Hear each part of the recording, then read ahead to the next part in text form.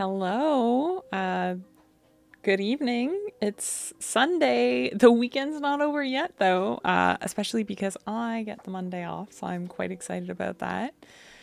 We're going to talk tonight a bit about content creation. I know, I don't know what's going on with my voice either. It's just kind of stuffed itself back up. Hooray, allergies. Anyways, I know that this podcast is mostly talking about like video games and tech, but the more that I've gotten into it and the more that I've started doing it, I've sort of realized that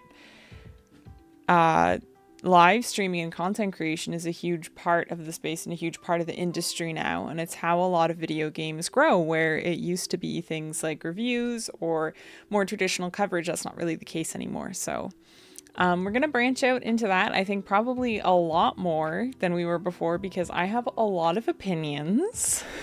A lot of opinions about that. So I'm pretty excited for that. I haven't been live in like 2 weeks, so there's that. We're coming back to it. We're circling back to it. It takes a minute sometimes. There's a lot happening. I have a busy life, and here we are. I built shelves though Friday night. I was cursing up a storm as I built my IKEA shelves, which are behind me, and I actually quite love. It completely has changed the way that I like organize my room though, and I'm not sure if that throws anybody else off, but it really throws me off. So I have now moved most of my storage from what was having to crawl under my loft bed that's right over here out of frame. I had to crawl under my loft bed to access mostly everything that's stored under there. A lot of it is on the shelves now, or from the top of my closet, which is right over here at the top of my closet. Like, I have shelves up there that can keep books. A lot of the books that I am currently reading or am interested in reading are now behind me with all the fake plants that I bought because plants do not survive. I've shown her off before, but I've got this crispy lady who I should check if there's excess water. There is. I'll take her out of it for now. I'll drain it later. This crispy lady always has problems in here, so she's trying, but she's not really making it. She maybe just needs some fertilizer, some Miracle Grow, and we'll see what happens. I am terrible at indoor plants, so I'm just gonna put those in there and get rid of her little crispy bits. Oops. And all the excess water. She's been in this since this morning, so this really shows how much I care for my plants. The water's coming out. Okay. Just put her down on some tissues in case. She can sit there, though. I close my blinds when I'm going to stream, and I think I have a feeling it really appreciates the early letdown of the afternoon sun. Very delicate plant, but maybe I'm wrong. Anyways, I think we're going to get into it. I had this thought for a YouTube video, essentially, so this will be going up as YouTube content, and I'm probably going to work on that tomorrow, and a lot of the things that I need to work on, but I don't want to fall behind on the YouTube, even though I've been falling behind on streaming a lot. I don't want to fall behind on YouTube content necessarily, and that is going to happen a lot sooner than you think. So we're just gonna ignore that and power through with what we can. Actually, as an aside note though, one of the YouTube channels that I've been watching probably the most recently, and I feel a little weird mentioning this, but I've actually been watching Mogul Mail a lot, and I've heard Ludwig refer to his fans as Ludbuds before in the past, like as a joke, and I might be becoming a Ludbud, so that's a little embarrassing as a grown woman, but I think it's actually like really good content, and especially the video done on Colleen Ballinger and that whole drama. Like, I couldn't do anything better than what he did, or what I think Hassan was watching it and kept saying to people, like, you gotta come see what's happening. Like, this is unreal. I'm just gonna find this music and give her a little mute there. Oh, I also don't have Audacity pulled up, which I should. I don't think this one would be a pod, like strictly on an RSS feed though, maybe. But this is a PowerPoint presentation. Don't know why PowerPoint presentations are a thing now, but it's happening. Hello, Anvilator. Welcome in. How was your weekend? Please let me know. Happy Sunday. Do you have tomorrow off? Because I do, and I'm okay with it. Yeah, there's a whole PowerPoint presentation. I made it this afternoon. It's gonna be a thing. I want to show you though quickly. How will I do this? Because I messed around. I should have made a new scene for streaming, and I didn't. I just mucked around with what I currently had, which was a mistake. Okay, this guy. So to put into context, just quickly before we get into what I'm actually want to talk about, is the Go XLR is dead, which was an audio interface made mostly for streamers. They've killed it. They laid off the last of the Canadian team, and they're no longer going to be supporting the software. This guy just comes in and shares his streaming setup. I don't know if I can make this any bigger. Hold on. Oh, I can. Look at this streaming setup. Like, what is this? I don't even know where to start with it. You've done nothing so far. You have tomorrow off as well. Okay, do you have anything that you do with the long weekend, like the extra day? I'm going to clean, I think, the bathroom, like do like a proper scrub of it, and I think the kitchen as well. And I'm going to also make I think some like dinner for the week. Like I might get ingredients for like taco salad and then have like the dressing separate and have like the vegetables cut up because I want to eat more vegetables. I've been really slacking on that, so not good choices. It is a lot of monitors, and it I think it's literally like it's the Deadpool, the Deadpool show. Sorry, the Deadpool show, but it's Deadpool. Yeah, 7,000 followers. It's just this guy dressing as Deadpool.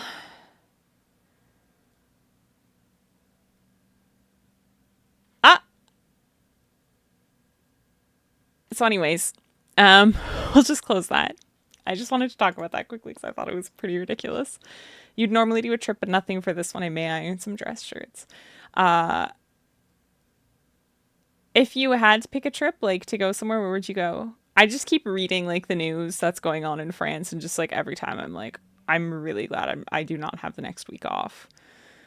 I would be terrified. I'm taking a week off in September instead, I think so. And I'm going to stay in Canada and just do a little bit of traveling that week, but yeah, I'm excited. It'll be good. And I like taking September. I pair it with the Labor Day weekend so that I get like the week and then the weekend off. And I'm going to do yeah, I'm going to do that again. And then it's a really nice way to just kind of have the last little rest before the end of season, because y'all think I'm busy now. Let's just wait until like October and November. That is when the true months of hell begin, but it'll be fine. Hello, Vibe. Welcome in. How was your weekend? I hope it was good. My planned vacation is not till November. I may do something in Canada for September. Okay, that's exciting. I keep seeing all these advertisements. I guess in the winter, although I don't know if I'd want to go to the East Coast in the winter. You can find flights like to Halifax for like $50 for like a return ticket sometimes. So I've thought about doing something like that to see a bit of the East Coast, but that also is like the winter. I don't want to be outside in the winter. I don't know if like Halifax gets cold. I'm assuming it does. I know Winnipeg does, but is Winnipeg left or right? I don't know these things. I sort of know geography. I thought there were 3 provinces till I was like 16, so. I would like compliments on the shelf, please. I built this myself. It's from IKEA. It was awful to build.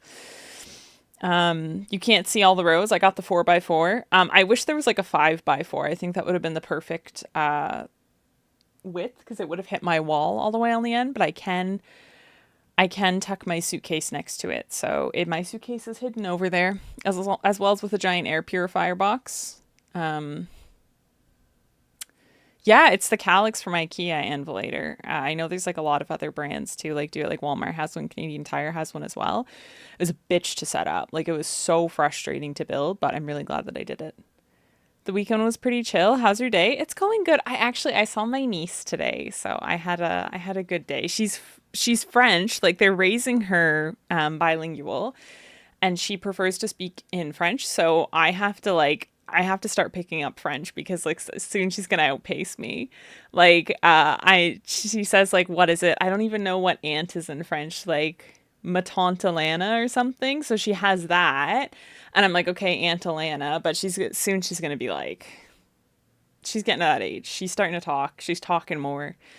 I'm not gonna know what she's saying, and that's going to be a big barrier. So I have Duolingo on my phone though. I've been starting to learn a little bit of French. So yeah, no, I hope you guys are all doing well though. I hope. Does anyone have any good plans? Good video games they're looking forward to? I'm looking forward to Pikmin 4.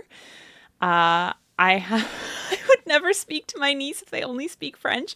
She will get to the age where eventually yeah, she's gonna start to sass me in French, but she'll get to the age where eventually she will speak to me like in English. I know of it, but I'm worried that that won't be until she's about 6 or 7, right? Because she just only speaks in French right now, and she's like turning 2 soon. I don't want to go 4 years of not knowing what this child is saying. So I'm gonna have to like pick it up a little bit at least, and we'll get there one day. We'll get there one day. I'm playing Diablo and I tried installing Fall Guys on the Steam Deck and it was a failure. I'm sorry to hear that about Fall Guys. I'm glad you're still enjoying Diablo. I have not been on in a while. I picked up Splatoon 3 for the long weekend. I have the Splatoon 3 OLED because I just think the design is super beautiful, but I never bought Splatoon 3. So fake fan over here. But I purchased it because there was like PC Optimum in Canada is a reward program for just like using your credit card and buying from certain grocery stores. And they had a redemption event through the drugstore. And so I ordered in like an e-reader, which has completely changed my life. This is going to sound really bad, but my hands hurt so bad that at the end of the day, like I wouldn't be able to hold a book, like if that makes sense. Like they ache from work, right? I use my hands for work. Like what am I supposed to do?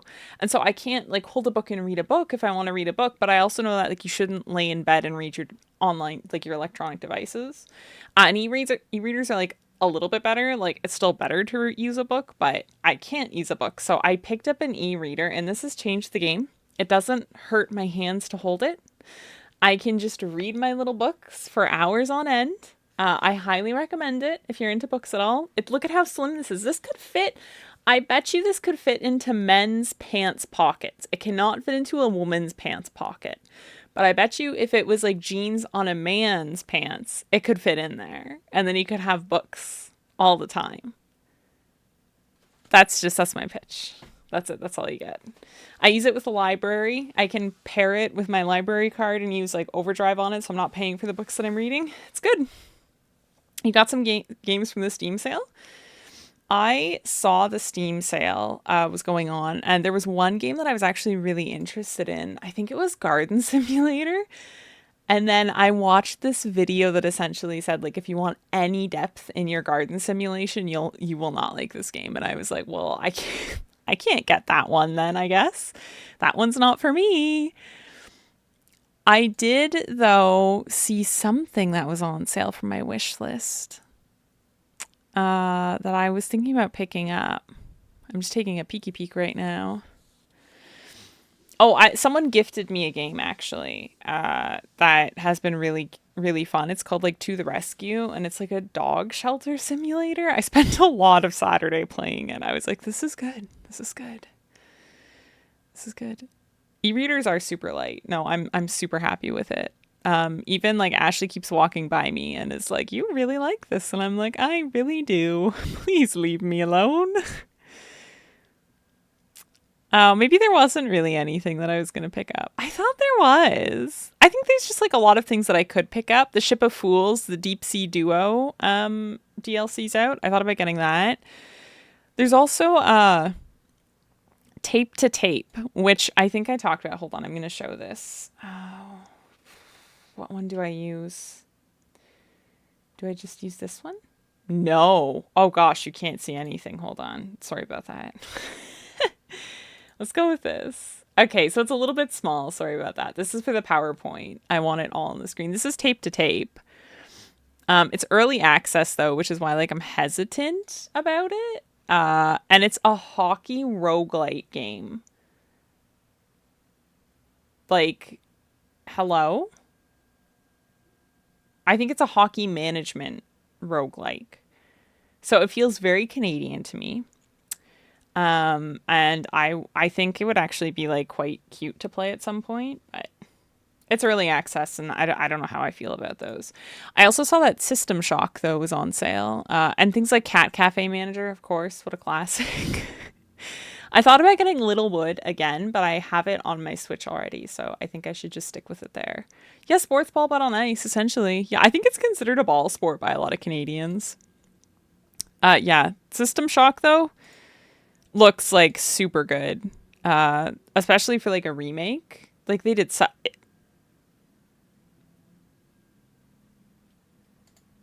Who was that? And my children will take good care. Entertaining. Good care. And my. I don't think I want to play this game anymore. That looks disgusting. Got a game called Chicory. Okay, there's an art book for it. Oh, this is cute. Hold on, I'll make it big. Oh, he took it.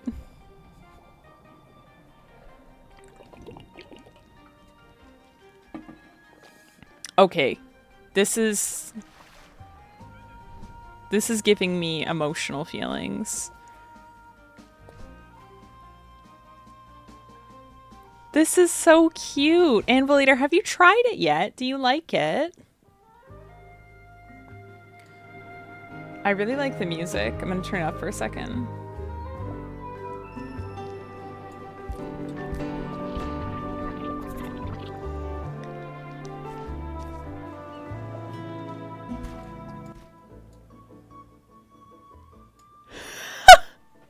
I'm sorry, I was looking at LGBT games and there's a lot of hentai. Anvilator, that's terrible. Will you please let me know if Chicory's good? I'm gonna add it to my wish list for now. It gets overwhelmingly positive and it has 2,000 reviews, so that's cute. Okay, similar to Undertale and Stardew Valley. Interesting, interesting. I've played Undertale, but I don't own Undertale. What? I've been thinking about picking up Undertale. Maybe this sale's like the right time. It's only like $3, but I can also pick it up in the fall. Okay. If nobody has anything else that we should chitty chat about, I've got a slideshow here.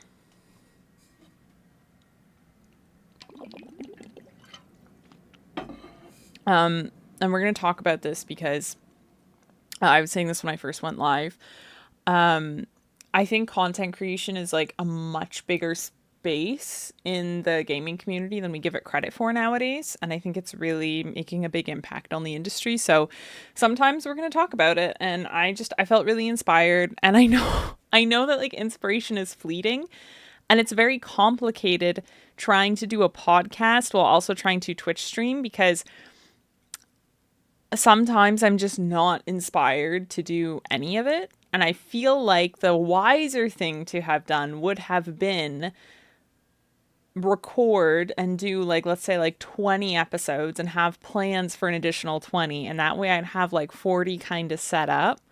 And I would have the first 20 weeks pre-recorded and releasing. That's half a year. I have to do like the next 20 weeks, let's say, right? Okay, roughly half a year. So I fucked up is what I'm saying. I fucked up.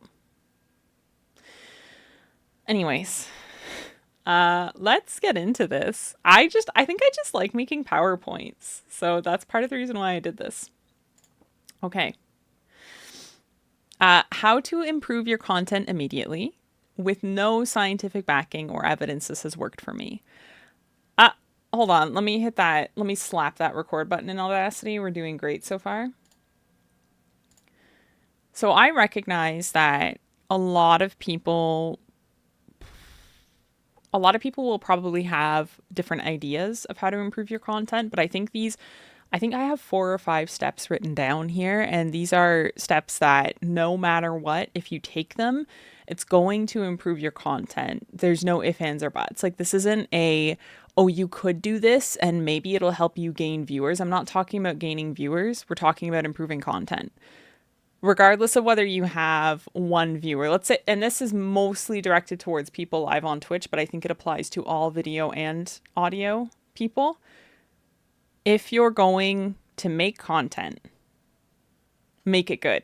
Even if only 5 people watch it, push yourself to do better. You can't ask for sourcing. Absolutely not. No, this is I'm just taking these off because they're going to get annoying real fast. I could take my earbuds out too. Well, we're doing this now. We've already committed. No, you can't ask for sourcing because the sourcing is my opinion. There might be, like, I could have probably dug for sources on maybe like 1 or 2 of them. But this is mostly just my opinion. So sorry. I'm just going to click over once and then I'll use my little arrow keys. Step 1 is address your audio. Audio is more important for keeping people around in general when it comes to video or specifically audio types of content creation.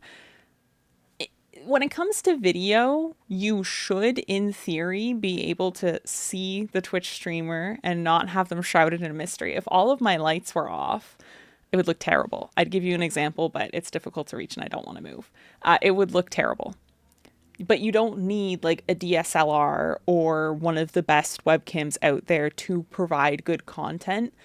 You need to sound good though, no matter what. And your voice, everyone will have different opinions on your voice. It doesn't matter so much as to what you sound like. My family always tells me I sound super whiny. I've been told that my whole life. But since streaming live on Twitch, I do get a lot more like, oh, your voice is very relaxing. It's very calm. I think some of it is like internal biases. They knew me when I was a kid. I was a super whiny kid. I was a super annoying kid. So shout out to me. Shout out to me for being annoying. So if you have achieved the ability to be recognized in terms of video, you're good. You don't need to worry about your video for now. That is an investment that can be made in the future. But before you start asking whether you should be getting a XLR or a USB microphone, cardboard or a dynamic, you need to answer one question. Have I audio proofed my room? Before we go to the next slide, welcome in Obsidian. I hope you're doing well. Please let me know how your weekend went. I hope it's been good. I feel like I haven't talked to you in a while, even though I think I send Obsidian a meme almost every day. So he's part of the meme receiver group. You should be blessed. You're walking while listening to this. I like how you actually listen to the Twitch streams like a podcast. It's nice. My weekend was a roller coaster. I hope yours has been great. I have tomorrow off, Obsidian. I get a long weekend, so my weekend has actually been very lovely. And I built shelves behind me. This is my bragging, my right to fame today. I have this. So this is my thing. I built those. I don't need no man.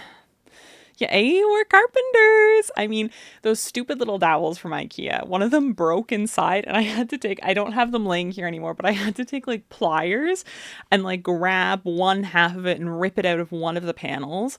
And then the other one I had to like drill into it. Give your boyfriend a link. Drop him my YouTube link, Anvilator. I'll take another subscriber. Tell him to like my videos, please. Oh, not for stream. I want to know what happened too, though. I hope you're doing okay, Obsidian. Take care of yourself. For audio, make sure you look into polar patterns for the mic you choose to. Oh, Mama, we're going to talk about that. Sorry. I don't mean to sound that way. It's fine. Okay, so have I audio proofed my room? Audio proofing or how to make your setup way uglier. In my opinion, audio proofing does not look good. If you take it to the level that you're supposed to, it actually kind of ruins the effect of your room and the way that you will get to enjoy it when you're not streaming. Ideally, you have a section or an area of your house that you kind of get to do your content creation in, so you don't have to look at it as much. But you're basically putting these foam panels all across your walls. And you're just like, that's good. There are 4 points of contact, though, for audio proofing, which we'll talk about in a second. I should probably go over the differences between audio proofing and soundproofing.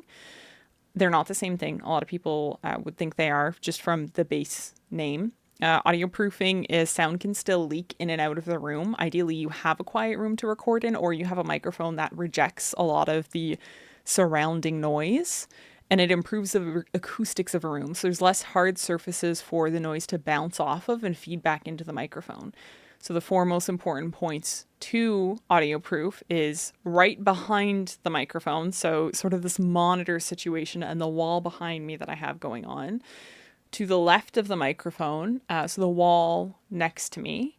And then to the right of the microphone, so that wall over there, and then behind you. And those are your hot spots, so to speak, of where the sound is kind of going to bounce off and feed back. Every room is a little different. There are different hotspots for each room. I get those panels up. If you want to be really kooky, you can make a box and sit inside of it, and that'll absorb the little bouncy waves. Scientific terms that I don't know. Soundproofing, though, stops sound from leaking in and out of the room. It's what you would find in a studio. It's very quiet. It does help audio-proof the room as well, though. So if you soundproof, provided you don't have a lot of hard surfaces, as some soundproofing is now internal in the walls, it's extra insulation, you should be okay. And it's a really good solution for those living in noisy environments. That will help with that. But again, a good microphone that has good rejection, so specifically a good dynamic microphone, will do you wonders. IKEA furniture is how we see Swedes try to break the spirit of humanity. I'd believe it. Also, the pictures. My colleague told me it's because IKEA is in so many countries that they just use pictures instead of language. But then the other part of the IKEA manual has like translated languages. And I'm like, really? We couldn't just make this manual a little bigger? Do we have an issue here? Anyways, though, so the little man, they have like these little characteristic mans in them now. And I don't know if they did before. I never put IKEA furniture before in my life, like together, so. I would like to brag that allegedly it is a 2-person build, and I built it myself, so. There we go. I'm 2 people, basically. I don't know what that means, but. So audio proofing has largely consumed my life. I am a bit of an audiophile. I appreciate good sound, and so is a close family member of mine. So we really compare notes a lot of the time, and they also do a little bit of content creation. So we are consistently swapping notes and looking at different YouTube videos. We watch a few of the same YouTubers, but that's something else to talk about at a later date. So some cheaper solutions if you don't want to purchase and invest in acoustic panels for a number of reasons. One of them could be that you're renting and you don't want to damage the walls, is you can actually hang acoustic curtains from a tension rod. I have curtains against my, across my window on a proper curtain rod. And they block out the light, and they also help keep the temperature the same in here. It's been a real blessing this summer. It's kept this room a lot cooler during the hot days. And they also absorb sound, though, and they do dampen the sound from outside, and they've actually lessened it a lot. You don't get to hear the cars revving up and down the road as I'm live streaming, which is fantastic. But I have another set of those curtains that I actually hang from a tension rod that you can't see, that is next to my bed. So that's on the right wall, and it kind of just goes the whole length of the wall, and all that softness absorbs the bouncies. We're gonna refer to them henceforth known as the bouncies. We talked about this before, but again, softening the walls behind you, in front of you, to the left and right of your microphone. More objects brings diversity in your room, and that will help gobble up the sound a little bit as well. Oh, actually, this is a proper word: reverberating. More objects and diversity on your walls will help stop sound from reverberating. There's also a really great video out there from Podcastage that talks about how your desk sounds really bad. And he recommends getting a desk mat. And actually, if you're doing audio only recording, or if it's possible to block your screen, to actually put something in front of your monitors, as your monitors tend to reflect sound a lot. That is not an option for me. But I do my best to, I don't know, pretend it's not a problem. But it is what it is. You can also do carpets. I don't have a carpet yet because I measured out the area that I want to put a carpet down in and then always forget it. And also carpets are very expensive. So you can just throw your dirty clothes down on the room. Just make sure they're out of frame so that nobody has to look at your dirty clothes, because nobody wants to see that. So again, just the more soft items you have out, the better your audio will sound. So before we go any further regarding the subject of audio, I do not consider myself a good authority on microphones, so I will not be wasting my time and effectively yours by giving you advice on what to purchase. I do firmly believe that every content creator should have the Shure SM7B in their collection of audio equipment. This is a relatively inexpensive mic given the quality you will be receiving, will last you a lifetime, and you literally cannot go wrong with it.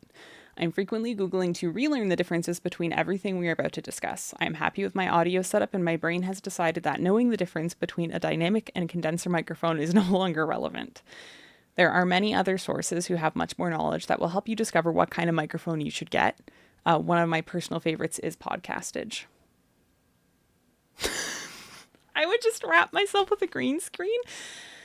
And later, a green screen is an excellent idea as a way to eat the reverberations, though. If you put a green screen up behind you, you're not going to have to deal with any of the reverberation coming from behind you. So a green screen behind you is a really good option and an interesting way to sort of like make your stream different. I don't follow a lot of people who use green screens at the moment. I feel like green screens have kind of gone out of fashion, but there's a lot of people who use them. Yeah, I think that's actually a really good idea. If you have space for a green screen, get a green screen, man. And again, some people, like, legitimately, if I could have a climate controlled like audio booth that I just did this in, I would 100%. If I ever live alone in this place, if I live alone, I will be turning one of the rooms 100% into just the smallest room into a You've heard me. Do I look like I know how to fix my sounds? No, but it's a good idea. But anyways, no, when I live alone, I will take a spare room and turn it into a content creation space, because think of the ease of access to just walk into the room and everything is set up. You don't have to ever change the setup of how things work unless you have to change it between you doing content creation and using your computer for personal reasons. So I would definitely invest in that eventually. But anyways, disclaimer over about audio equipment. If you've already audio proofed, now what? You need to get a good microphone. There are 3 main decisions you need to make, in my opinion. The first is XLR versus USB microphones. The second is dynamic versus condenser. And the third is a cardioid versus omnidirectional versus bidirectional. There are tons of different microphone polar patterns. You should research what you need. Some people use shotgun mics. There is one content creator who's a little bit bigger in the YouTube space. I want to say it's Senpai Gaming, but that's such a weird name. I think it is, though. And he actually uses a very famous and very expensive microphone, and I'm pretty sure it's like a shotgun microphone, and it's one that sits out of frame, like hangs from the ceiling and just grabs his voice only. It's like basically what you would find in very professional setups. So he does that. But most people you will see on Twitch are just using the Shure SM7B or the Shure MV7, and the Shure MV7 is the USB version of the SM7B, so it's a bit more budget friendly. But the SM7B just pushes it like slightly further. If you're willing to do post and you're doing a recording, the Shure SM58 sounds almost identical to the Shure SM7B. It just doesn't look as good. So there's that. And I think it might be condenser instead of dynamic, but I'm not 100% on that. If you have been to any sort of live show, you've seen a SM58 in your lifetime. It's the ones that are the little microphone with silver tops. And the president uses him in his address to the nation, so do with that what you will.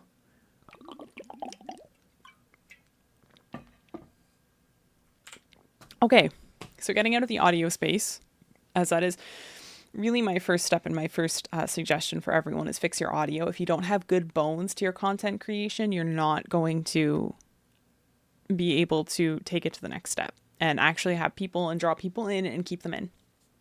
So keep that in mind. Step 2 is diversify your portfolio.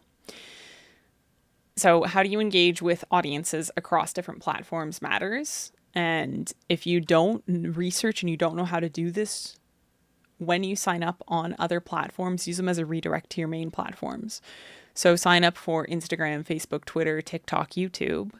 And if you don't want to do them, don't do them, but use that handle that you use across every social media platform and redirect it back to your main ones. Have a link tree in the bio. Have one of those card things in the bio. Have a whatever you want in the bio. Have a link to your personal website. I don't care what it is. Make sure that when people search for you on those platforms, they can find you. Oh, are we just not doing things? There we go. So the intention of each social media platform is extremely important. You want to have pillars of content for each social media platform that you post on. This means that you, essentially when people talk about pillars of content, they have 3 major pillars for their content. If I had to make some up for Twitch, and I may have this advice, but I don't really follow it all the time. My first pillar would be educational. I think this podcast is supposed to talk about and help educate people a little bit more on deeper conversations in the gaming industry. The second would be topical. So I want it to be something that makes people maybe a little bit angry or gets them thinking about what they're doing. And the third would be conversational, which sort of is in line with topical, but there's a slight nuance.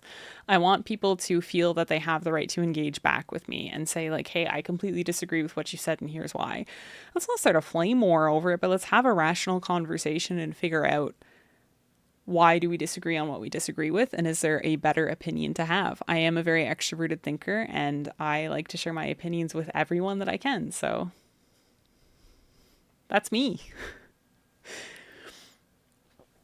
Don't have the content pillars be the same if it doesn't make sense.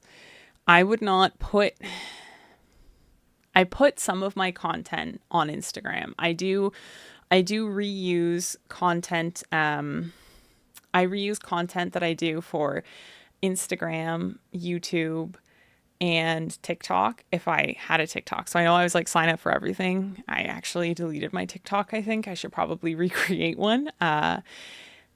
But when you make content for that, understand that even though, again, YouTube Shorts, Instagram Reels, and TikToks are the same type of content, they have similar limitations to them. They're a vertical video. They have to be catchy. They have to be fast. They're not going to work the same on every platform. Also because trends vary on each platform. And my feed is completely different on all 3 of those apps. When I was on TikTok, I found it the most addicting. Let's just be frank about it. It was very addicting. YouTube Shorts, I get cosplayers all the time.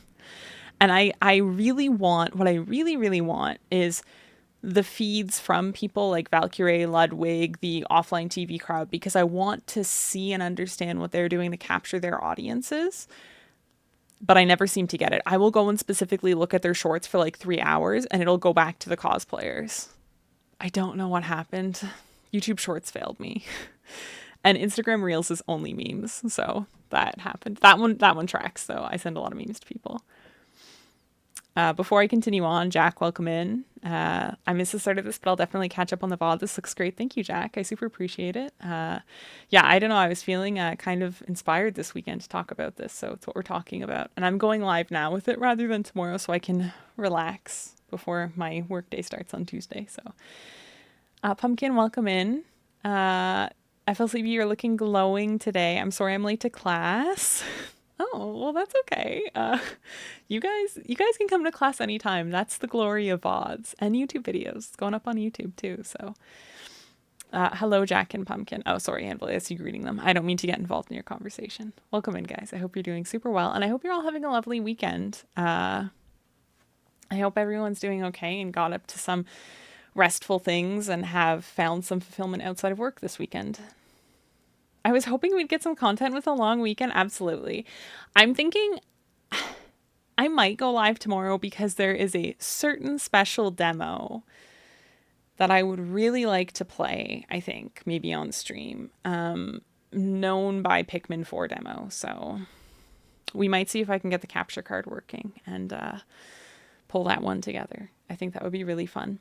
I want to play Pikmin 1 and 2 on stream super bad, but I'm waiting for the physical copy of the release. I'm going to go pre-order Pikmin 4 tomorrow at my local EB Games, and then also Pikmin 1 and 2 for September. So I think we're probably going to play Pikmin 4 once it comes out, and then I'm going to go back starting in September and do 1, 2, and then 3 as well. So I'm pretty excited. It's like my favorite game franchise. So we're just going to make a bunch of Pikmin content and live with it. Live with what we've chosen. Do your research on each new platform you pick. Every platform has different expectations and different things that it wants to see. This isn't to say that you can't create fun and unique content, but you have to know what people are going to expect when they pop into that form of your social media. For Instagram, it's things like your stories and very personal looks into your lives. People want very internal looks on Instagram. They want you to bear it all to them and be like, I know I'm not super open about my mental health all the time, and then have like a 5-paragraph thing every 3 months about how you're doing terrible. That's a really bad joke to make, but that legitimately feels like what that platform is now. They want to know your fitness routines. They want to know what you're eating for the day. It's very invasive in my opinion, and feels like a free version of the paparazzi, which is probably why I don't use Instagram as much as I should. But because that is where I've actually seen quite a bit of growth with the VTuber community.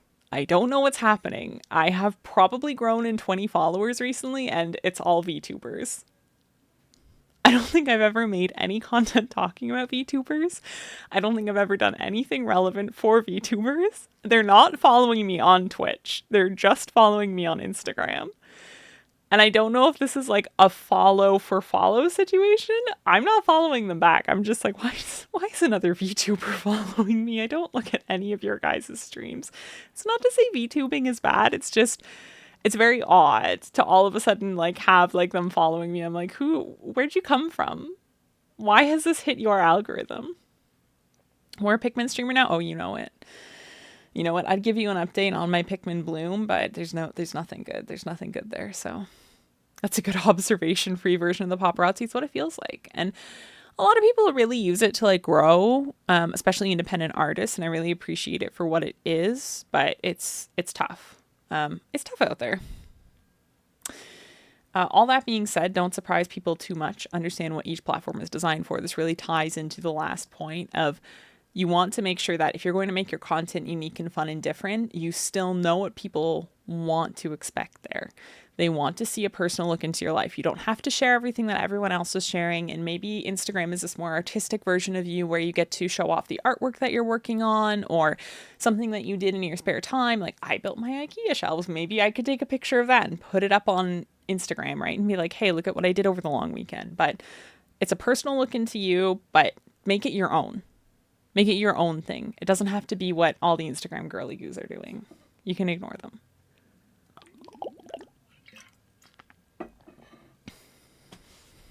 I feel like the next one I literally just summed up as well. I don't know what I was doing when I was making this. I was thinking about Splatoon 3. I was thinking, I gotta get this done. I gotta play some Splatoon 3. And that's what I'm gonna do today. So do create unique content that falls in line with expectations. Falls in live with expectations? No, falls in line with expectations. So I did not proofread this.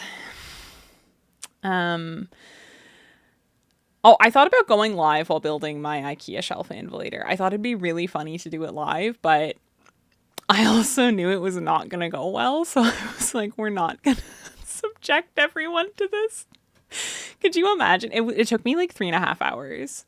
3.5 hours to build it. It was a lot. So do create unique content that falls in line with people's expectations. Find your own spin on what you're going to do. And it doesn't have to be, again, like going out to festivals and taking pictures in your pretty dresses, although it can be if you want it to be. Find a way to connect with your audience and the people that you want to target while still setting your own mark. I'm preparing to make content again, but on YouTube, but I have ideas. So there's some kind of resistance in my brain to really committing. Pumpkin. My biggest suggestion to YouTube, if you're going to do YouTube, create 10 videos, or maybe closer to 20. This is going to sound a little kooky, but you make 10 videos that you upload at the same time. And this will give you a library and a catalog for people to go flip through. And then you have 10 more videos that you have scheduled up, and you have a regular occurring schedule. I would recommend like once every 2 weeks or once every week, depending on how labor intensive making the videos are. But a lot of people recommend that when you're starting out on YouTube, because it makes it so that when someone clicks on your page to see your content is already there.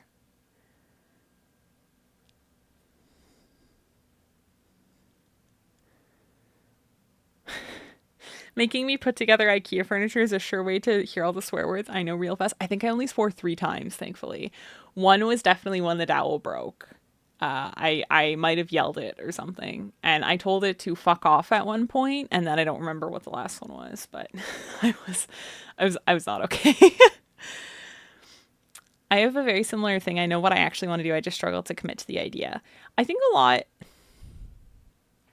for me at least, maybe it's not for you guys, but I struggle to commit to concepts and to doing things sometimes, partially for like, you know, like life just gets busy and things get in the way. And when it's a developed habit, I have a really good way of having what I would call like the oh shit plan. Like for all of my exercise, I always have an oh shit plan.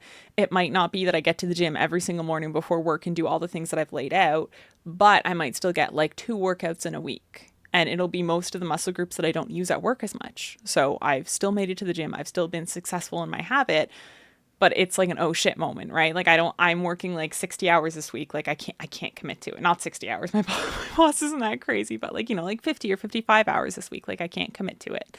I can't do it all. And when it's a new habit, I have a really hard time with it. Streaming has actually been really, really difficult for me to juggle and balance, because I want to do this and I want to be here, and I have a really good time every time I hit the go live button. But there is something going on in my brain every single time I think about doing it. And I think some of it might be insecurities about it. I grew a lot very fast this past winter when I was able to go live for like 8 hours a day and put all my energy into content creation. And now doing it, only having maybe like 3 hours a week to focus on it, is really stressful. So that's my thoughts on it. And also like freaking YouTube shorts, Pumpkin, like that's the key, I think. I recently went from posting every day. Like I've swapped it to 3 days a week for shorts to see, because it doesn't make sense what the algorithm wants to push out and what it doesn't want to push out. And I talked about this, I think, last time I was live too. But it's not really making sense, like what the algorithm is pushing out. So I've paired it back to 3 days a week to see what content, like, so I can focus more on the numbers and figure out like what content is it showing to people and why, like trying to figure things out in that regard. So I don't know if that makes sense. Anyways, moving on. Don't overload yourself with too many social media updates. If you have to, keep on top of your Twitter, your Instagram, your Facebook, your TikTok, your YouTube, and Twitch. It's going to become too much too fast unless this is the only thing you're doing, or you have people who manage it for you. Alternatively, if you're one of those people who want to do batch content creation, which is where you can't do this for live streaming, obviously, but you spend a few days out of the month creating like a month's worth of content. And then you auto set it up to update and you just don't even think about it. I do that a lot with my YouTube shorts, actually. I might create like 2 to 3 weeks of content at a time for YouTube shorts and then just not even think about it. And when I go to double check that I have something on Saturdays, I double check my YouTube to make sure that something is lined up for Sundays and that the shorts are settled for that week. I check and see how many I have left at that point that are scheduled up. So something to think about, I guess. And then we talked about this a little bit earlier. Do sign up for platforms to redirect towards your main social media. Even if you're not going to use Instagram, if you're not going to use TikTok, make and make it apparent that that is you, that that is your account, and redirect it towards your main social media, which should probably be one or two. I would say my main social medias are Instagram, Twitch, and YouTube. Twitch kind of funnels into the YouTube thing though, and it makes the content for YouTube. We're live right now. We're doing this live. I'm going to put this up on YouTube, and I'm probably going to make an edited version of it eventually. We'll see whether that happens tomorrow or not. I don't know. There will be a little bit of an edited version, and we can, yeah. Probably not though. I like long form content and I like unedited content. It's what draws me to YouTube videos, and that's the type of viewer that I want. So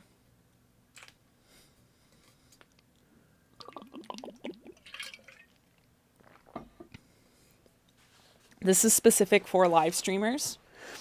So people on Twitch, people on Kick, people on YouTube Live. Understanding live streamers rarely grow just by going live. I'm not saying you have to go make evergreen content on YouTube, although that is one of the best ways to grow consistently. And evergreen content is making walkthroughs and tutorials for video games that you really like. So if you are a Fortnite guy, Fortnite's a really bad example. It constantly changes. Let's not talk about Fortnite. If you are a World of Warcraft guy and you know how to do, let's say, find Mancrick's wife, not super applicable anymore because they've made questing very simplistic in World of Warcraft, but at one point it would have been. You make a video titled How to Find Mancrick's Wife, and suddenly it's pulling in from Google, it's pulling in from YouTube, it's giving you all that traction to your YouTube channel. And if you make a really good tutorial and walkthrough, people are going to see it and then go to your channel to view other things. This also counts for things like this, right? Making content that is like how to improve your live stream content or how to improve your content creation instantly. People are going to see that and go, I should watch this. And then all of a sudden they're going through watching the video and they go, I might like this personality. I might like what's going on here. I'm going to go back and watch some of the other stuff. So that is what I mean when I say evergreen content. It's content that people will consistently look for and content that stays relevant.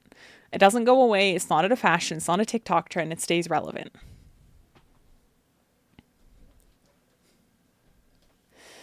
I always feel out of breath. I think I talk for too long and then I just like, let me just catch my breath real quick, drink some water, do the basic necessities in life. It also gets like really freaking hot in here in the summer.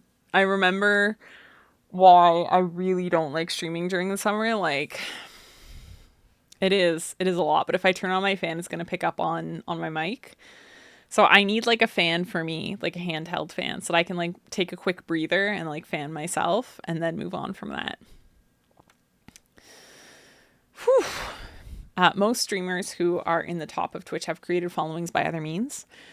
I've noticed particularly not YouTube's, in my opinion, not having a YouTube channel, in my opinion. A lot of people seem to start that once they've gained a following and once they've gotten a lot bigger.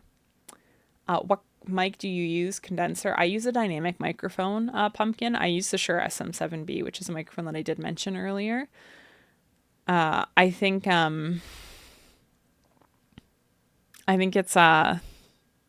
it's probably one of the cheapest microphones for the amount that it like gives you, if that makes sense. Like for the quality it gives you. The dynamic one picks up on it too. Yes. Yeah, it does. I can turn it on quickly and show you guys.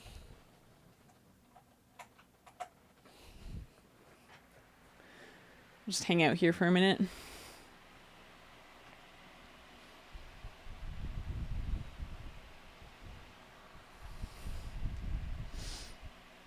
Yeah.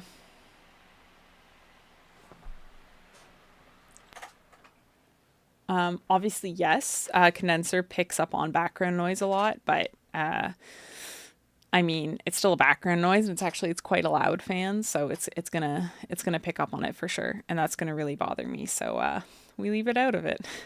My headset was so uncomfortable in the heat by the end of Saturday. For me, it was horrid. I do not do headphones for that reason. Like, I have like 3 pairs of headphones that I use at my computer. I used to wear this while streaming. These are my razors, and I use these if I'm playing Fortnite, and pretty much exclusively Fortnite or a shooter, because I have a little attachment for it. Sorry, hit my microphone. I have a little attachment for it that I can like make it like more like an amphitheater setting, if that makes sense, which actually makes a huge difference. I have my little earbuds, which are my daily drivers, I would say. I have four. I lied. These are my truly wireless earbuds. These are the Jabra, I think like 65 Elites. Like they're quite old now at this point. I've had them for about 5 years. I use my Jabras for the gym. And also like if I want wireless earbuds on something. And then behind me somewhere, I think in this cubicle, I actually have the the Sony XM5s, which I use for walking or going to cafes. Usually when I go listen to Jack Strats on Saturday mornings in the cafes, I have the XM5s on me, and I use them for travel as well. So yeah, I have a lot of sound things happening here, but it just, I can't stand headphones some days, and so those days I need the earbuds. More like spatial sound, absolutely. Yeah, that's what I mean, 100%. Yeah, it made a really big difference too. Like in when I played Fortnite a lot, like turning on the spatial sound was like that was it. So live streamers, one way to grow by not doing things like a Saturday, a Saturday, by not doing things like a YouTube channel or other social media, is through things like collaborations and brand deals. Get your name out there with brands and market yourself now. Create things like a portfolio and an area where you can direct people who are interested. Especially on Twitter, it's really important to have that card that shows your average CCV, your followers on different platforms, what your content is about, and having a channel trailer. Showing professional content, even if you're not super big, will get you a bigger chance of getting the item or the product or the sponsorship that you want. People want professionals because the live streaming space is wildly unprofessional. The content creator space in general is wildly unprofessional. All aboard the toxic gossip train, guys. Like it's not a good space. And it hasn't been for a really long time. So I think people are looking for really professional young people to work with, and that you will find that through networking and through putting your name out there. Not the ukulele. I don't have one, otherwise I'd pull it out right now. The Sony XM4 is on sale and I'm so tempted. Anvilator, I've only heard good things about the XM4s. I got the XM5s because I actually couldn't find the XM4s anywhere, and I'm really happy with my purchase. I am. I wanted the foldability of the XM4s, but the XM5s are super comfortable and I really like the design on them. Like I think they look good. So I thought we decided to retire the ukulele 10 years back. My sister has a ukulele, so I could I just borrow it real quick when I go to visit her and make a quick little parody video, but let's not do that. So this is an opinion that I actually didn't. Can we get a ukulele song version of this live stream? No, but we can get you an accordion version of this live stream. Oh, this is the earbuds one, not the headphones. I really like my wireless earbuds. I wouldn't use them all day, but I also wouldn't use my wireless headphones all day. I like having two, like I do like having the pairs to swap between. Diversify your content to iTunes. No. Oh, could you imagine?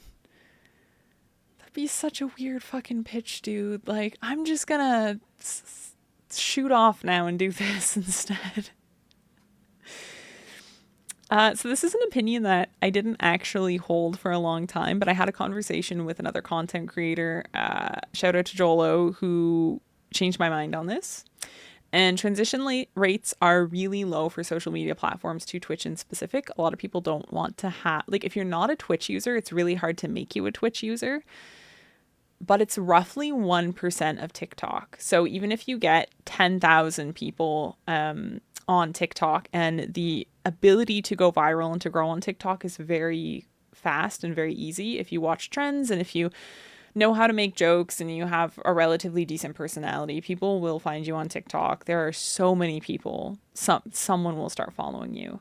1% of followers coming over from TikTok. If you get 10,000, it's 100 new CCV roughly for Twitch. That's a huge number. And that would really change the game on Twitch entirely. Even if just 10 new people came over, that'd be a huge change. So get those 1,000 followers on TikTok real quick, I guess.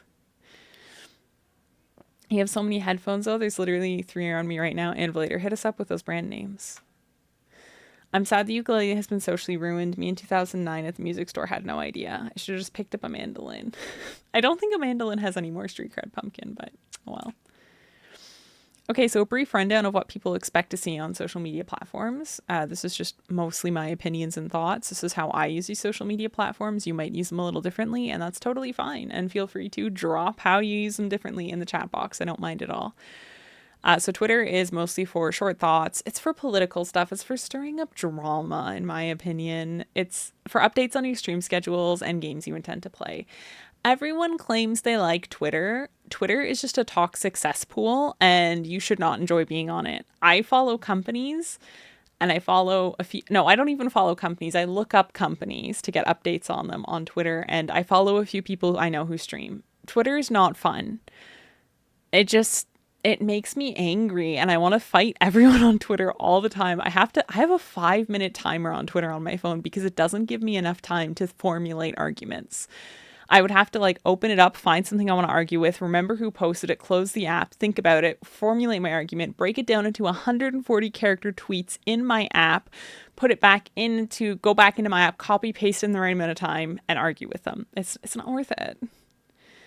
Twitter is dying anyways, 100%. So don't even worry about Twitter.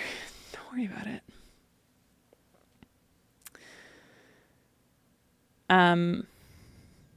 I have 2 Anchor wireless earbuds and I have the HTC neckband one right now. Okay, interesting. FLCB, could you explain the definition of evergreen content? I've never heard the term before watching you. Yes, so I talked about this a little bit just a while ago, but evergreen content is content that people will repeatedly search for. So if you play something like, let's say Final Fantasy, and you know how to do an area well, you can create a walkthrough video that takes people step by step through the evergreen content. It's also good for actually things like this. So this could technically be evergreen content if I edited it correctly and then put it up on YouTube and cut it and made all these little segments for it and gave it a name, let's say how to instantly improve your content creation. This is evergreen content. This is something people search for regularly. Typically gameplay walkthroughs do a little bit better because it's things that people are going to search for more often, right? Especially on big games. Game reviews would be another piece of evergreen content. It has less of a lifespan.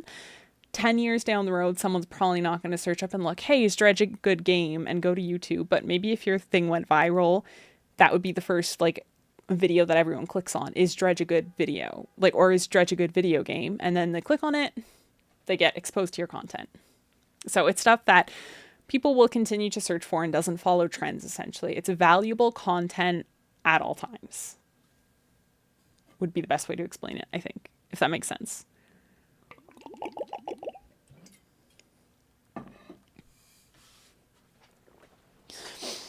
So YouTube, evergreen content and is arguably one of the best ways to grow as a Twitch streamer. Just lots of opportunity for growth. Can reuse TikToks as YouTube shorts. That's the way that I would use YouTube. YouTube isn't great for engagement with people, although sometimes they post random slurs that you can respond to if you want to. Or you could just maybe they'll say they like their video or something. I don't know. Yeah, something that will always or for a long time be relevant. Absolutely. That is what evergreen content is. It's not about following trends, it's about making relevant content. I watch a lot of top things to do in a city. I look things up all the time. Yeah, and a lot of people are starting to look up how the millennials will look up things on YouTube. Gen Z is looking up things on TikTok. They're literally using TikTok as Google search now, which is kind of alarming, but that's okay. That's okay. So moving on to TikTok, it's a fast way to grow as a content creator.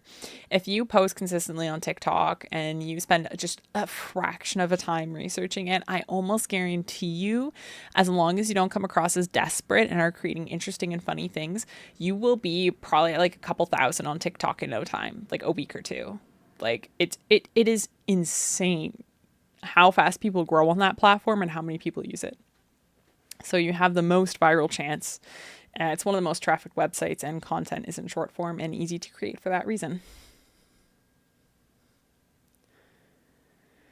I used to watch people on YouTube Live before, and that part of YouTube seems to have stopped. I think YouTube Live is in a really weird spot. I think it's probably like better to be over there because your content can be more supported by your YouTube channel. But again, we're talking about diversifying platforms and portfolios right now. So maybe it's not good to live stream on YouTube and have a YouTube channel.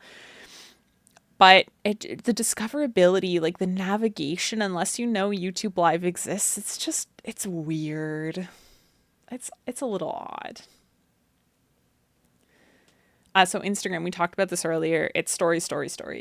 Share brief updates about your personal life, photos when you do something exciting, and you can reuse TikToks as reels. So that's exciting and cute, I guess. We're using our one content that we created for 3 different websites now: YouTube, TikTok, and Instagram. If you're going to do that, though, make sure that you create it in something like DaVinci Resolve. Learn a proper video editing software. It takes a lot of time. It is a skill you have to learn. Get ready to Google things. Find a friend who knows it and get them to help you, and you can help them when there's issues. But learning DaVinci Resolve will make editing videos way easier for you. And then Discord, which maybe I'm too old. I don't consider it social media. It's not really a social media, but an area for your community to gather. Great way to do free Patreon and offer insight into your creative process. It's a really good way to connect with your community if that's what you strive for. One thing to note about TikTok and Insta Reels is that I think the algorithm wants you to edit videos in app, so it might not be pushed as much if you pre-edit it. Obviously, it's a lot more work to do in the app. If that's true, Jack, I genuinely will cry thinking about that. Because that's a lot of work. Yeah, I wonder if you could add one thing in the app and if that would cancel that out. That's tough. I've lost so many videos to Instagram Reels. I refuse to edit on it. I actually upload directly from my computer like a freaking boomer. I have like my little video edited and I drag and drop to Instagram, throw up a description, and post. Facebook, does anyone know? I feel like Facebook falls into the personalized section of social media. I feel like I accidentally split these and I didn't necessarily mean to. Where like Twitter, YouTube, and TikTok are certain types of content that people want, and Instagram, Discord, and Facebook are more personalized, like to give a glimpse into your life, if you will. Yeah, I don't know. Facebook's like for moms or something. Maybe there's value in there. There probably is. I couldn't tell you what it is. Oh, I still use Facebook Pumpkin. I go on my Facebook and browse what people are posting. There's some good pictures on there sometimes. My Facebook's just ads now. I stopped using Facebook like a year ago and I don't miss it at all. You know, actually, what is doing well still is Facebook groups. That is what I use my Facebook for now that I think about it. I use Facebook Marketplace a lot. Yep. So selling your homemade resin earrings and stuff. Absolutely. And I also, I am in a group. I'm in some travel groups on Facebook. So I think Facebook groups still do quite well. That's what I use it for. I'm a boomer and Facebook isn't for me. It used to be the hot shit. It used to be the thing. So you got to make money to make better content. I know this is a little controversial, and this isn't necessarily a step you can take, but more money equals less hours worked at your other job, equals more time to focus on content creation. To make money early on, reach out to brands and find ways to partner with companies, even as a small creator, and invest initial money into a proper setup. Do not take your Twitch money unless you absolutely have to pay your bills. And some people have to, and that's totally fine. Use it to purchase proper audio equipment, to audio-proof your room, to get a better computer if you need it to run more games if you're a gaming streamer, and to eventually purchase proper lighting and video equipment. Try to only buy it once would be my biggest advice. One, it's better for the environment to not purchase things again and again. And two, poor man buys twice is very sound economic reasoning. And it's very unfortunate that society is set up in this way, but if you save up and you buy what you need right away, you don't have to waste money purchasing something else. That's what I'm trying to say. So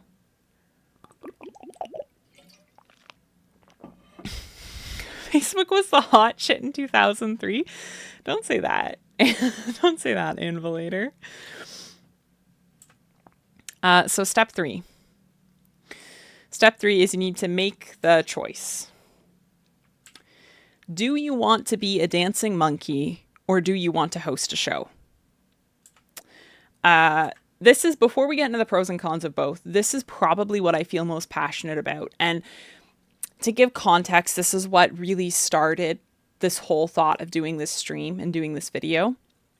I was watching a Just Chatting streamer, and you know, like you walk away from your computer and then you've like raided into a bunch of other people and now you're at some person that you're like, I don't know anyone in this chat. I don't know how we ended up here, but I am back. It is the evening. I guess I'm watching this rando person now. And I just had this moment where I was watching this streamer and I was like,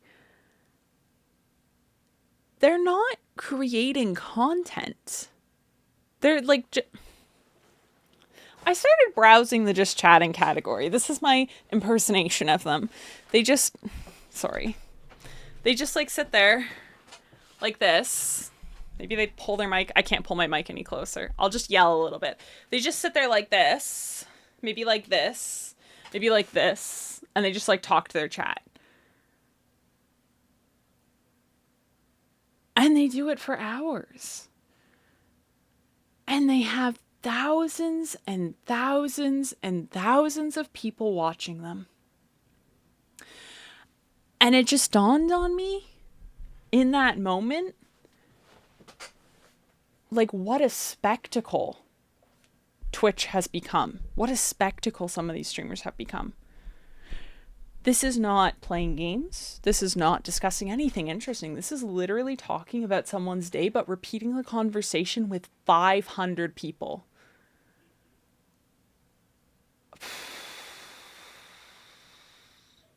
There was no substance. There was nothing. And I saw it and I was like, I need to talk about this. This is too much. It's not good content. And I know why it exists. It exists because people are lonely. And in a very digital world, we have disconnected largely from those around us. And I know we hear that saying a lot and we hear that phrase a lot, but I think it is largely true. And our online friends are great and they can be very fulfilling. I've always had online circles in my life, except for a brief time in COVID where I lost a lot of my friends. I've always had online friends. And as much as I appreciate and value them, there's still something to be said for having people in real life that you can hang out with. There's always been a market for being given attention. Absolutely. Absolutely. Jack, I think that's probably the best way to put it. There has always been a market for being given attention. But it was just so alarming, I guess, like in that moment to realize like how many people are watching streamers like this. And I was just like, oh, fuck, this is not good. It's sort of like, who do you want your audience to be to? Who do you want to pander to? Absolutely. And I think you can have an audience without pandering. You can decide who your audience is and decide who you want it to be, without the kooky craziness, but oh well. So, do you want to be a dancing monkey or do you want to host a show? I think this is a question that everyone needs to answer, but in particular, Twitch streamers need to answer. And there's nothing wrong, by the way. Is this kind of an offensive way to put it? Yeah, I guess so. I think maybe it is, right? Like, you're basically saying, like, these people are like a roadside musician who will never amount to much of anything and are just there to provide entertainment, or they're a jester in a court. Do you want to be a jester in the king's court? You're just there to provide entertainment. You are replaceable. You are replaceable. That's what I'm kind of saying. And it's rude. So I apologize, but I'm going to be a little rude today. So my bad. The pros are you're pretty much always an entertaining streamer. You're there for the people, and people who stream like this are incredibly kind, in my opinion. The people who don't want to add substance to their streams and are just there for the connection are very kind. But you're still not, you're just there for that. That's all you're there for. And by connection, I mean a falsified connection, because this comes back to parasocial relationships. Sometimes people used to have the shipping forecast on or something like that just to hear a voice. I think a lot of people like a passive voice in the background. Absolutely, bees. And I agree with that. I am talking about like the specific niche of like just chatting streamers who, again, just like repeat the same conversation with everyone again and again and again. And there's nothing going on. It's not like if I was sitting here and I was playing a video game, right? Let's pretend I'm playing a friggin' video game. I don't have a controller. Let's pretend I'm playing a video game, right? And someone comes in and I'm like, hey, what's up, bees? How are you doing? I hope you're having a really good weekend. I got up to, I made like a really good sandwich today, right? Tell me about something that like you did that's cool. Totally different from just like sitting here for 4 hours. 4 hours. And just saying nothing.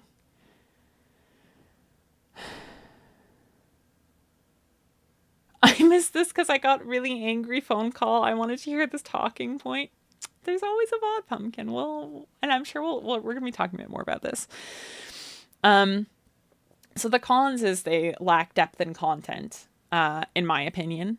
It's, again, literally just talking about the weather, essentially, which is rough. Often feel boxed into silly behavior. It's difficult to branch out and to become a different type of streamer if all you are known for is being the person who talks.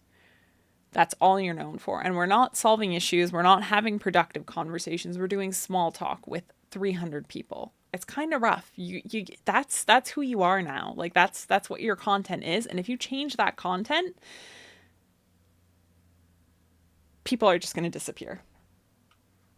In my opinion. And your community gets unhinged as it grows, like really, really crazy kooky. We don't need the kookies in here. We don't need people screaming at us. Like that's good. Keep your omega lols to yourself. So hosting a show. Pros are less feral communities, although in some cases not. You create a space for new discussion regarding certain subjects, which I think is really productive and offers good value to society. The cons is your content can be less and is often more exhausting to produce. If you're not bantering off of chat, if you're not just sitting here to have a good time, and not every Twitch stream is meant to be like this wildly successful business and this commentary on the world, right? Not everyone's meant to do that. It's totally fine. But for the people that are out there that are trying to do this, you know, it's going to be tough. Your content is going to be harder to make. And I think that's just like the truth of it. And you're going to have harsher critics. When you put your opinion out there, especially if it's an unbridled opinion, someone's probably going to get offended. It's going to evoke an emotional reaction in them, and that's going to be that. There you go. So step 4, stop making free content. I'm not telling you to make an OnlyFans. I'm simply telling you watching other people is not content. This is, again, very directed towards Twitch streamers. Having live reactions and watching people. And look, I have done not live reactions, but reactions to people's videos because it's been relevant. And there's a time and a place for watch parties or for relevant things. And in terms of all of that, like there's a time and a place. But if you're going to sit here with someone else's Twitch stream open and just watch them all day, you're not making content. Stop doing that. It's lazy and you need to figure your life out. Going back to the previous step, do you see these two categories of creators opposite ends of a sliding scale? Absolutely. That's a really good way to put it. Yes, I 100% do. I do see them as sliding scales. I see the hosting the show. There's a lot of variability, right? Hosting a show could mean someone like, I really don't want to use that one person that I have in my mind as an example. Hassan Abi, relevant to Twitch. Hosting a show is someone like Hassan Abi, but hosting a show can also be something like, don't apologize, Jack, by any means. Hosting a show can also be something like Jimmy Fallon on The Tonight Show or Stephen Colbert. It doesn't have to be one type of hosting a show. There are lots of different ways to do it. And then the dancing monkeys, I see again as the people who are literally just sitting there talking to people. And that's all they're doing. And maybe I'm making a really unfair statement here and saying that people are, you know, there are lonely people out there and they need comfort. They need comfort. It's probably unfair, but I really don't give streamers very long. And if they're just having a convo with their audience, then I'll just move on. Oz, I don't think that's unfair at all because that's the type of content that you want to consume. And I think that type of content has a lot of value. I don't know if I should have included step 3. No, I should have, but I think I maybe should have made it like the statement in a bit of a different way. Because like what was it, right? So it's step 3, make the choice. And then we transition to dark mode. You have to make the decision for yourself. There's not a right or a wrong.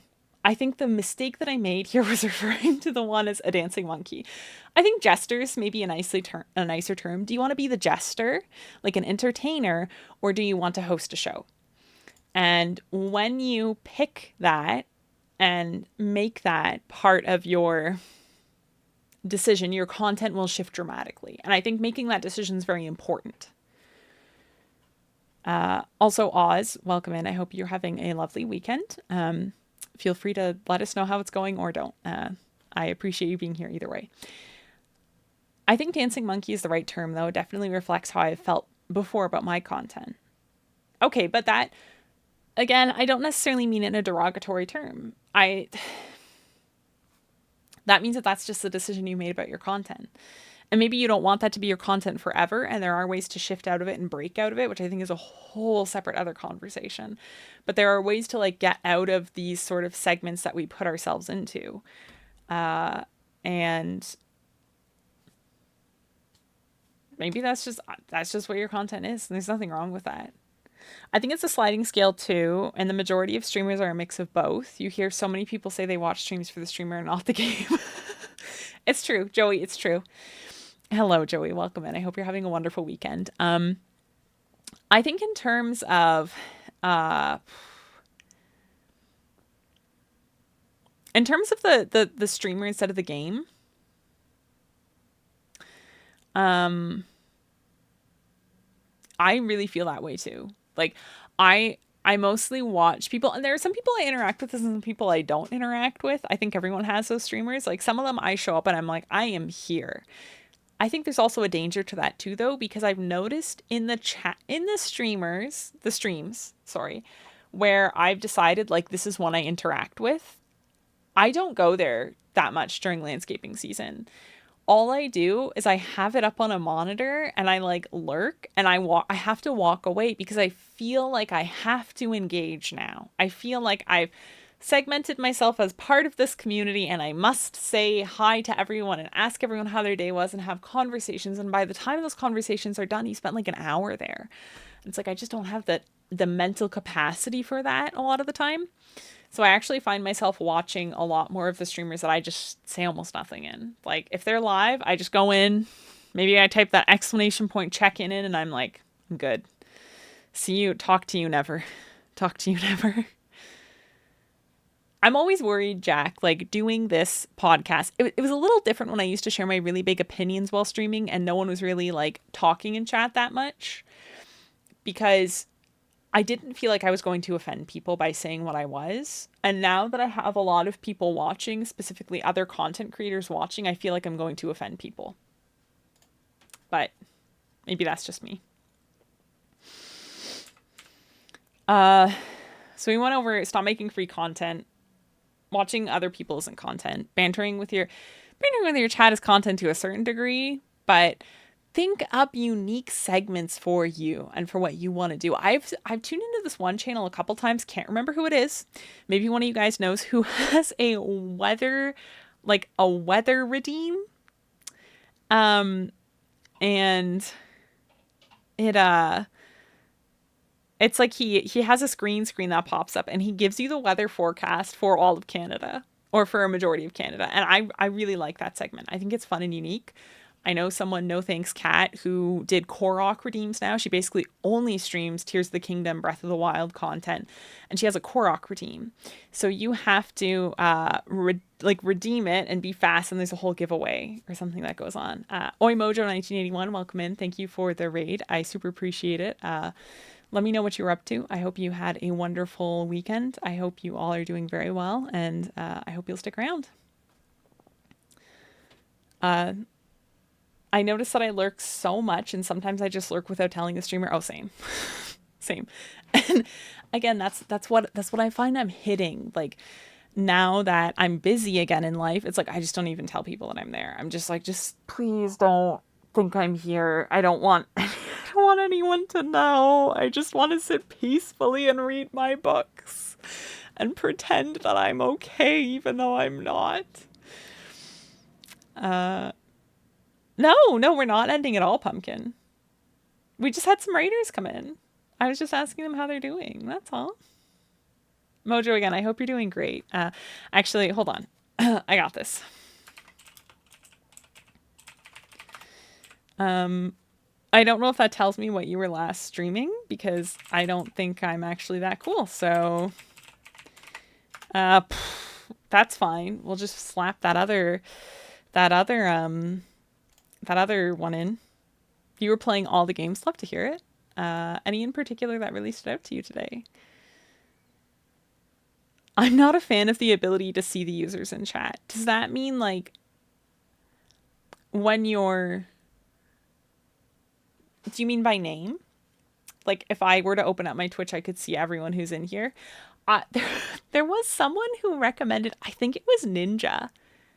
Yeah, I think Ninja has like a masterclass, and they told everyone to, like, he told people to click on the users in the stream, have it open the whole time, and if someone shows up to lurk, say hi to them, call them out by name.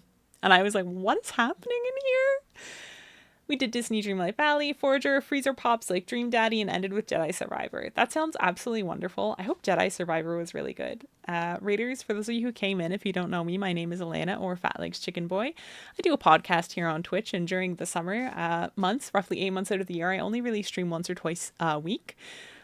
And I am doing content for my YouTube video. I sort of do it live while we're making it. And then during the winter, we have a lot more content. So if you're interested in podcasts and having larger discussions about the tech community, the video game community, and content creation, feel free to drop a follow. You can check out my social media down below. Otherwise, I hope you enjoy your stay.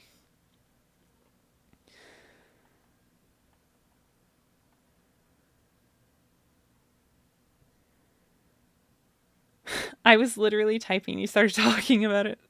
Yeah, remember when Ninja did that stream masterclass and told you to go through the viewers list and say hello? I have actually really moved my content in an opposite direction. I've turned off all alerts, raiders, followers, subscribers, everything. And I don't really talk about it unless that person is talking in chat actively. And I have my Twitch activity feed hidden for most of my stream from myself. So, yeah, I've really moved my content away from that because I think it's disruptive. It's not what I'm here to do. Not the raids. The raids are fine. Like, whatever. It gives us a quick break to, like, talk to other people, but... That made me sound very ungrateful.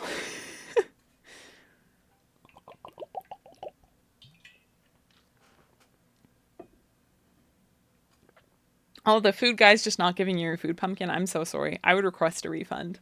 Just order it again. Request a refund and order it again. One time my food was so late and they had left it outside the building, so I got it for free. And it was still kind of warm, so I ate it and it wasn't tampered with. That's my story.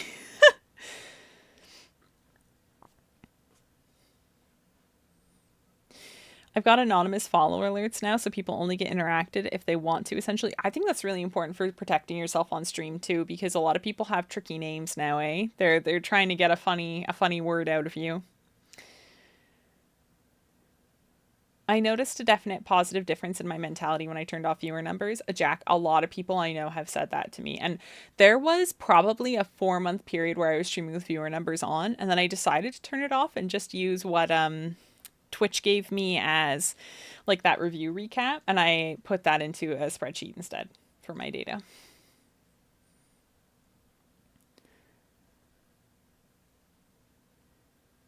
Yeah, I think I do wonder about viewer numbers because it's not really live time, right? Like there is a delay with viewer numbers.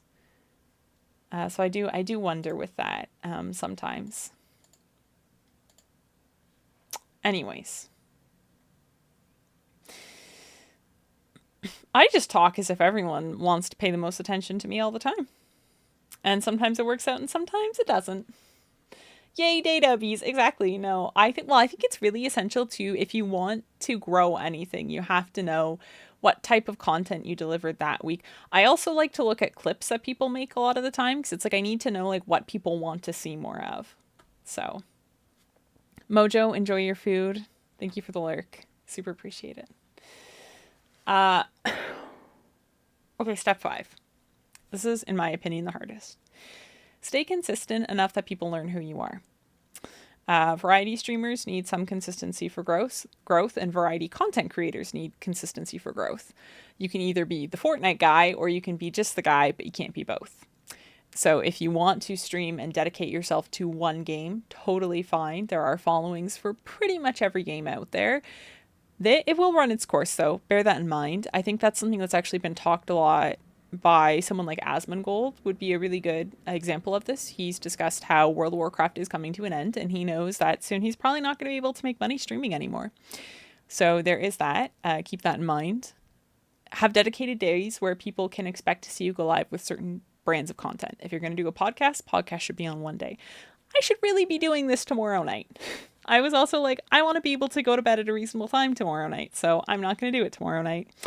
But have dedicated days where people can expect to see you go live. A really good example of this would be something like Mass Effect Mondays, or having, I don't know, Fortnite Fridays. I've seen for a lot of people that I know, an Animal Crossing weekend stream, like an early morning cozy weekend stream. Make people know though, because some people specifically want that content. Having like a community day every week where people come in and to play games with people, they want that. It does not apply if you're a Twitch streamer, though, who only tries out new games on the daily. There are some Twitch streamers who literally purchase a new game for every single stream. Crazy unhinged. I would not do that, but that's fine. That's what they want to do and what they want to try out. So they try and test out new indie games every single time, because a lot of people find that the first time they stream a game, more people come out because they want to see you play that game for the first time, but after that it drops off a little bit. But anyways, my point is, if you are consistent, even if you're a variety streamer with certain types of games, people will come back enough to see who you are as a person, decide whether they like you for your content, and then come back. If that makes sense. The consistency is helpful if they love that game, or if you just want to watch someone who hates playing a game play the game. Like, I don't know. I do like sometimes when there's like one day a week where I know someone's going to play. Final Fantasy 16 would be a great example. If there was a streamer I knew who every Friday played Final Fantasy 16, I think I'd really like tuning into that, because then I could follow along and just know that I had one day a week where I had to commit to it. Otherwise, like, Final Fantasy 16 is a long game. You can't expect me to be there the whole time. Content creation hurts my self-esteem. I'm very sensitive. That's part of why I had to step back. But now I want to make things just to make it and be proud of it on its own, and not because of who sees it. I think making content just for yourself is the key part here. If you cannot make content that you're just proud to have exist and be out there and you think provides value, it's not worth it. It's hard to get people to pay attention. It's hard to draw viewers in. And we have to recognize that content creation is a new form of art. Artists are always sensitive. It's how many artists have honestly, and this is a very bad joke to make, but it's not really a joke. This is me being serious. How many artists out there have legitimately either self-harmed or killed themselves because they got upset of how someone reacted to their art? This is a real thing that happens in the art world. Artists are sensitive, delicate souls, and there's nothing wrong with that. I think we're all delicate inside. I think some of us have just hardened up better than others. But people who have like that artistic expression, there's just something about them. They're shy, and there's nothing wrong with that. The recap. We're coming to the end, gamers, viewers, whatever you want to call yourself.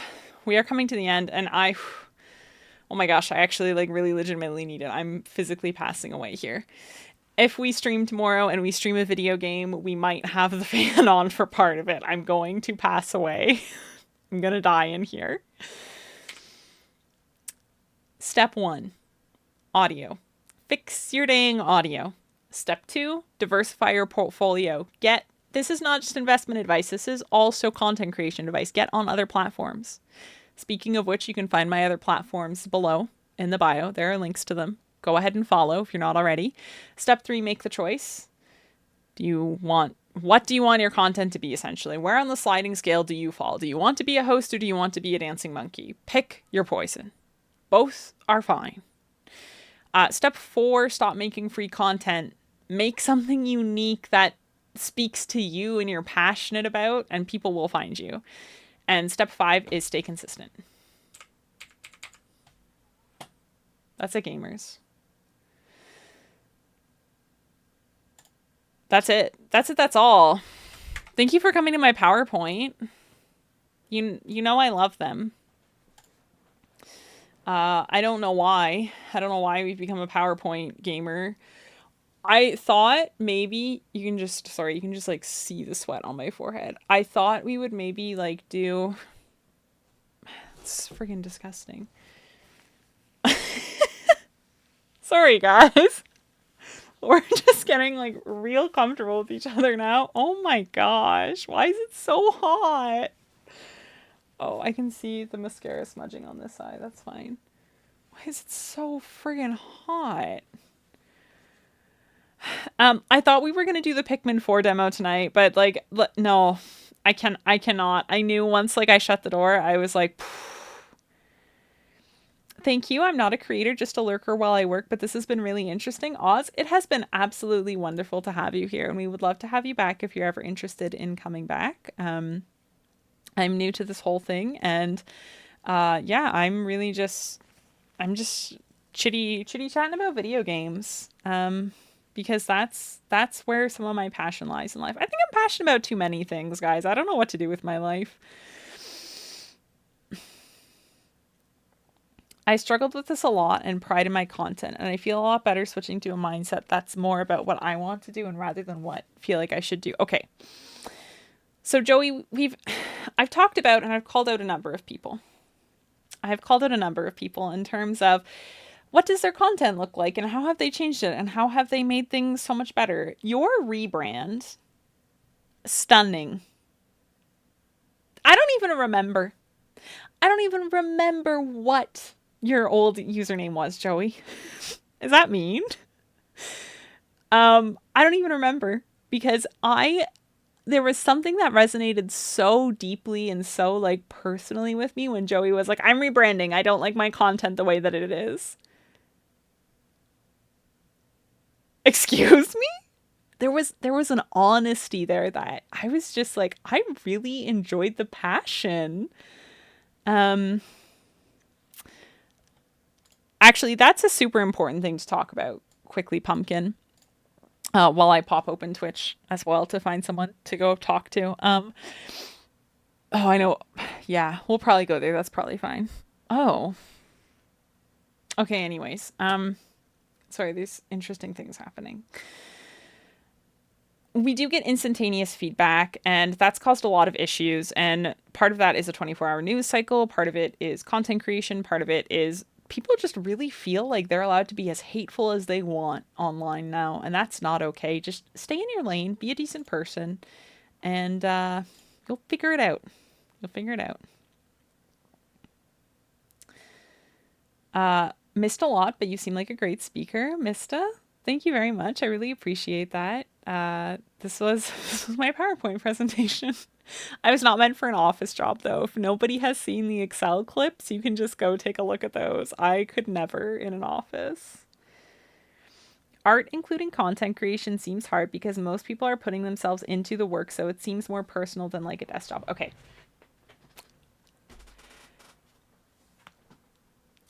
For some reason, bees, and this is just a very small tangent I'm about to go out on, I used to bodybuild, like not like professionally, but like I like got into like lifting weights like very seriously, and I did like the bro splits, and I had like the chicken and salad sandwiches and like the chicken and rice and broccoli meals. Like I was there. Okay, I was like, this is my life now. I bodybuild.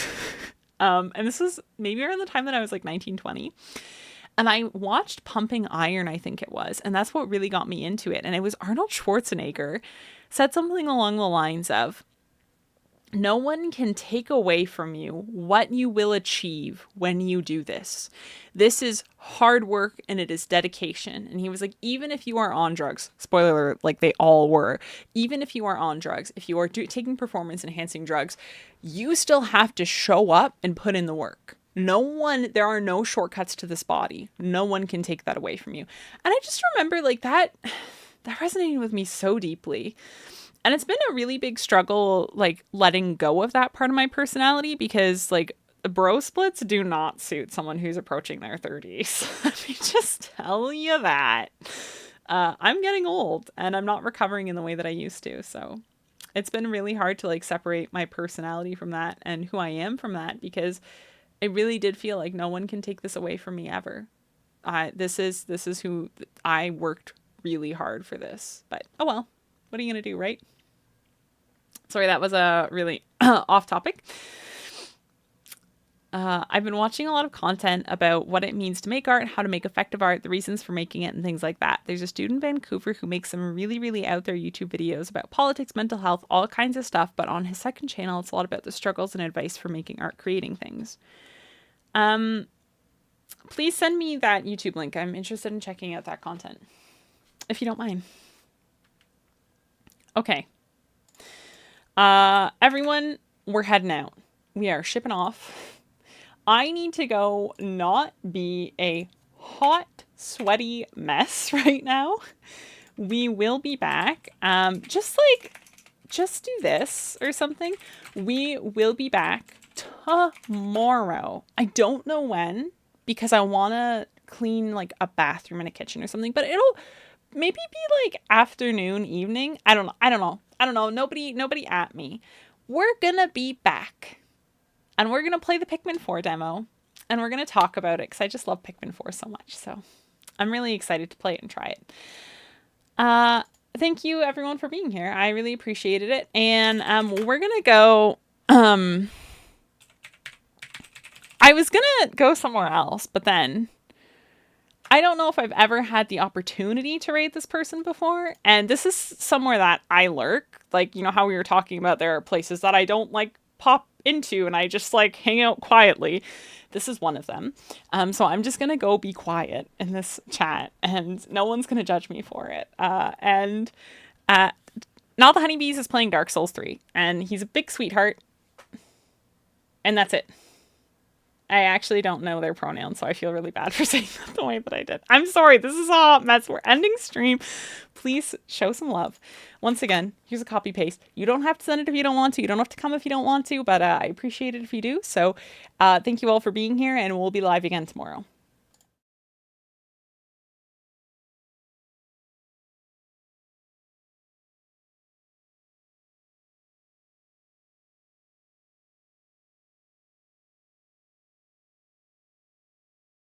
Fatlegschickenboy.